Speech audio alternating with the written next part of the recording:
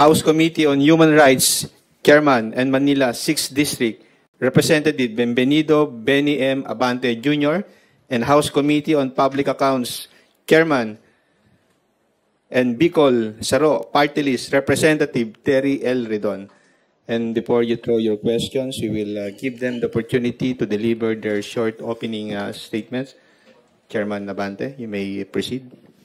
Well, magandang umaga po sa lahat, no? At so glad for the opportunity again to be able to face the media about certain things na kinakailangan natin maituwid. Yun lang po masasabi ko. Magandang umaga po. Maraming salamat po sa pagpunta sa press conference po na ito. Siguro very important lang po at this point, no, na i-announce ka natin na tuloy po yung House Infrastructure Committee hearing sa September 2. Magsisimula po ito ng 9 a.m. Sa darating pong Martes. At lahat po ng mga kailangang imbitahan ng mga resource persons. Kasama po dyan yung pong official DOM ng Department of Public Works and Highways. Yung pong lahat ng makontratista na binabanggit po ng Pangulo. Dito po sa talaga po nakakuha ng malalaking mga flood control projects, no? Iimbitahan din po natin yung Sims Construction Trading, yung pong itinuturo po na kontratista ng Ghost Projects sa Bulacan. Iimbitahan din po natin yung iba pa mga ahensya ng gobyerno na makapagbigay po ng konteksto dito po sa proseso ng pagkakaroon po ng mga proyekto ng gobyerno. So kasama ho dyan po yung GPPB, which is the Government Procurement Board, at yung pong PICAB, yung po nag-accredit po ng mga kontratista. Very important siguro na maglinaw ho sila dahil meron pong fresh allegation from the Senate na even po yung accreditation daw po ng mga kontratista ay bat-bat daw po ng katiwalian. So, yan po yung mga inaasahan ho natin pagdating po ng araw po na yun. Salamat po, sirs. At ito, kagabi pa ho ito nag-express ng intention to ask questions for today. Haji Camino from Brigada News. Good morning. Thank you. Good morning po, Kong Benny and Kong Terry. Unahin ko lang po muna si Kong Benny. Yesterday po ay nagsimula na nga din po yung hearing o briefing ng House Committee on Human Rights dun po sa kaso ng mga missing sabongeros. Ang focus ko lang po siguro yung dun sa 18 na policemen po na nabanggit. Parang may sinabi po yung NAPOLCOM na it appears meron pong ilan sa kanila na connected po talaga doon sa drug war ng administrasyong Duterte. Paki-elaborate nga po ito, Kong Benny. And do you think sa mga nabanggit po kahapon, posible po kayang may pattern na po talaga or may connection yung kaso ng missing sabongeros doon po sa drug war? Thank you. Yes, in fact, nabanggit po ito ng CIDG na talagang mayroong mga ilang kapulisan natin among the 18 na naging involved din sa reward system ng war on drugs. Now, atin pong bubusisiin yan, no? Sapagkat ang next na gagawin natin is Quadcom na eh. After this, no? Ibig sabihin, talagang sinabi ko sa kahapon na sa Quadcom, diretsong hearing na ito. So, they will take an oath. So, gusto nating malaman ang talagang ang ilan sa kapulisan na nasa kusdiya ngayon ng ating Philippine National Police ang naging involved sa reward system ng war on drugs ng araw. And hindi ko sinabi na meron. Sila mismo ang nagsabi na meron. Sila mismo ang nagsabi niyan. Does this mean, Kong Benny, na yung mga involved na policemen, like for example, kahit na yung mga nasa under preventive suspension na 12 and yung 6 po na na-dismiss ay iimbitahan doon sa Quadcom hearing? We are going to invite lahat yan, no? Ang involved na implicate sa missing sabongeros. Kasi bakit kahapon, sinabi ko nga kahapon na this committee is quite disappointed, no? Sapagkat parang walang nangyayari sa investigasyon. Although, andyan ang DOJ, andyan ang CIDG, andyan ang NAPOLCOM, no? That are actually investigating. So, Lalo natin makikita po ito when we have the Quadcom. No, sapagkat gusto natin talaga makita na itong mga rogue policemen na ito na under preventive suspension, ang iba ay na-dismiss na, ang iba ay exonerated pa. Ano? So we'd like to find out kung ano talaga itong mga to. May schedule na po ba, Kong, ng pagsisimula ng Quadcom?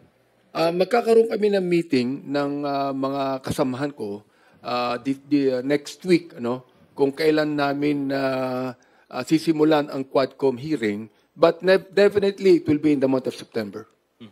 Si Kong Terry, baka po may thoughts po muna bago yung question ko. Well, very important po talaga na isang major pillar po itong Quad Committee na magtuloy-tuloy po ito. Kasi syempre, yung usapin po ng missing sabongeros, usapin po talaga yan ng pagpapanagot at usapin din po yan ng hustisya. Kasi sa totoo lang, meron po talagang mga pamilyang up until today, hinahanap po nila ang kanila pong mga mahal sa buhay. No? Ibig sabihin, whatever you feel about how they did their lives, no? Very important po talaga na hindi ginagawa po yung mga ganyang bagay at kung ginawa man na kung sino man pong tao, pulis man yan, mataas na tao sa sektor ng pagsasabong, dapat po silang mapanagot.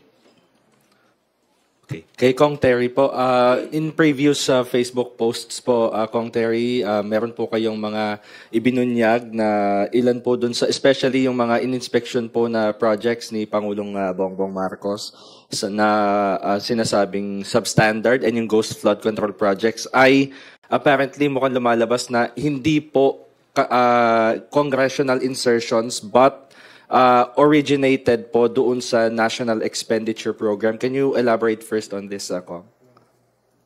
Tama po yung binabanggit po ninyo. So, yung lahat po ng mga napuntahan no, ng Pangulo na tinatawag niyang ghost, yung isang proyekto po yun.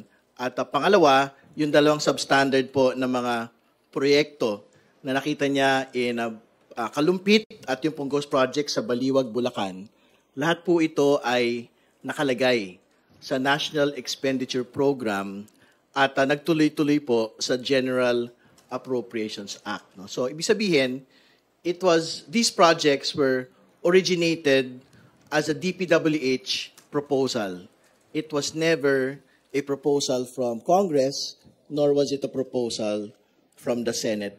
Siyempre, very important po yung distinction na ito kasi nga, supposedly po ang sinasabi ni Secretary Bonoan, pagka po DPWH proposal, supposedly, ito po ay fully vetted already with corresponding feasibility studies. No? Ibig sabihin, talagang from every standpoint, no, technical, financial standpoint, napag-aralan na po ito ng DPWH. No? Pero nakita natin ngayon na even NEP-originated projects can actually be subject to ghost projects and substandard projects. So, ibig sabihin, talagang lahat po ng mga tipo ng mga proyekto, whether NEP-originated or congressional initiative-originated projects, dapat po masilip at masiyasat po ng House Infrastructure Committee. Of course, these are 2 or 3 lang po doon sa mga projects. Pero ano pong posibleng impact po nito, Kong Terry, lalo na doon sa mga nagdududa po sa House of Representatives pagdating sa sinasabing insertions nga po at kumbaga pagdating doon sa issue ng flood control projects since lumalabas na sa NEP nga po ito nanggaling at hindi naman po sa Kongreso.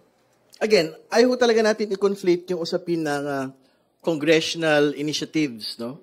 At yung pong mga tinatawag na usapin po sa flood control projects. Ang gusto nating sabihin, whether it is a NEP-originated project, whether it is a congressional initiative-originated project, pagka po ginost po ninyo yan, pagka po ginawa po ninyo nga substandard yan, meron po dapat itong aktual na pananagutan sa batas. No?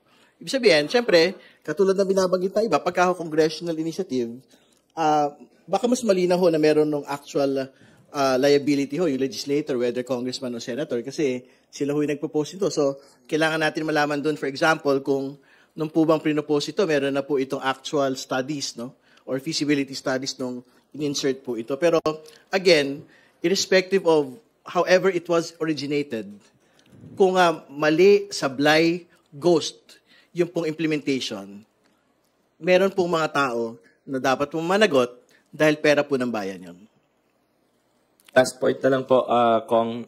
Naalala ko lang po nung press conference din po ni Deputy Speaker Ronnie Puno. May binabanggit po siya tungkol sa PhilHealth din, yung pondo ng PhilHealth at saka nung sa Department of Education. Tapos yun nga po yung sa realignment sa issue. Since marami nga po yung kumukutya dun sa House of Representatives patungkol nga po dito. At sabi nyo nga po wala namang basehan yung mga ibinabato sa Kamara. Palagay po ninyo, saan po ba galing yung mga realignments na binabanggit? Well, to be very clear, ano po ninyo, yung pong mga line item, hindi ho nagsisinungaling yun eh. So there's a line item at the NEP level, which is the executive proposal. There is a line item at the level of the House General Appropriations Bill. There is a line item at the level of the Senate version of a General Appropriations Bill. And there is a line item at the level of the BICAM. Ang kailangan lang naman ho talaga, tilag-tila rin ho natin eh, yung pong mga line items na yon. Sabi ho ng iba, physically impossible po na gawin daw po yon o na ng kung sino man tao. Hindi ho yung totoo. Actually, the person that is accusing Congress or Senate making the insertions should actually do the work.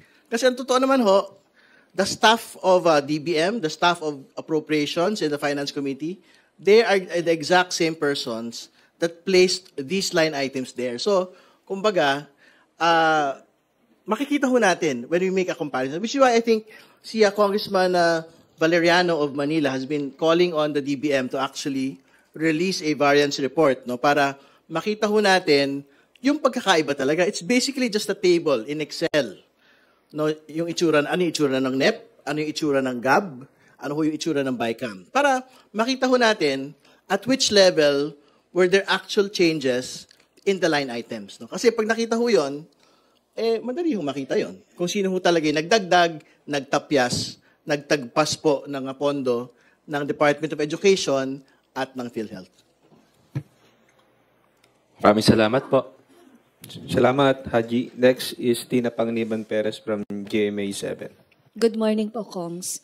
On the President's order to conduct lifestyle checks on government officials, ano pong thoughts niyo doon? And should that also cover members of Congress, congressmen, and senators? I think the call, of course, of the President is on all, no? Pero I'm also quite sure na he also wants to respect yung pong co-equality ng branches of government. I think wala naman ng problema na magkaroon din po ng lifestyle checks sa mga miyembro po ng Kongreso, miyembro po kahit ng hudikatura. Kasi syempre, kailangan naman po talagang all-encompassing. And more importantly, meron ho talagang mga expectations, no, on all government officials, on all government employees, na talagang mo pong dapat we should be able to lead and live modest lives, no. So I think very important po 'yon na hindi lang ho mag-target, for example, on DPWH, but on each and every agency and on each and every political branch of government. Ako, I'm in favor of that. No? Kung nais ng Pangulong simulan sa DPWH, well and good, no? Pero kinakailangan lahat, sabi nga ni Congressman Terry doon, lahat niya, pati judiciary, lahat na talagang magkaroon ng lifestyle check, no? I'm in favor of what the President has said. Sir, for both congressmen, what are your thoughts naman on the People's Budget Review? Makakatulong kaya yun? Well, sa akin, tama lang, no? Na talagang reviewin ng taong bayan ang budget na ito. I'm in favor of making it really public, no? Na mapag-usapan itong budget na ito, kahit sa BICAM, na open sa publiko para wala na tayong pwedeng itago pa, no? At maging tama ang dapat nating ibigay sa taong bayan tungkol sa budget natin.